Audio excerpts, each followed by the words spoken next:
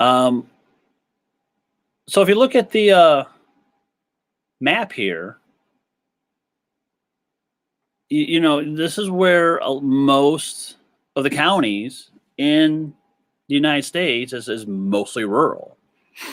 So those orange looking squares that you see here, these are mostly your rural counties, and this is what makes up mostly the rural spaces, and even like some of these more shadier places. This is where it's like nothing, and we can start seeing that once we get into the plains, out into the mountain area, and into southwest and west part. This is where there's nothing, and if we've traveled out that way, it's nothing. So this is the makeup of the United States. Is primarily this. And a lot of the issues that we talk about, again, happen to be in the metro side, the suburban areas, and maybe bigger areas, bigger urban centers as well. So yeah, I mean, this is where a lot of the activities are. All these things, all these places doesn't get talked about at all. We hear a lot about flyover country, which is pretty much the Midwest, the plains that we hear from time to time.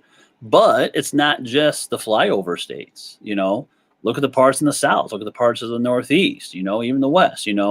There's a lot of places there that we don't talk about, and we need to be talking about and organizing in. Again, if you can see between this map and the next map, completely rural areas here. So again, there's a lot of it in the United States. So again, if we look at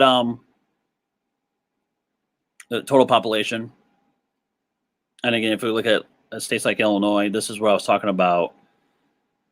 So like in this upper northeast corner, this area, a lot of issues get talked about a lot in Illinois about in those areas. And even down in like Sangamon State, where the capital is, it's just between those two, So everyone thinks that what goes on in Illinois is like, no, I mean, that's just in Chicago and the suburbs, No one talks about the stuff we're going to be talking about here in a moment. So you may see a similar situation in your own states as well, like this.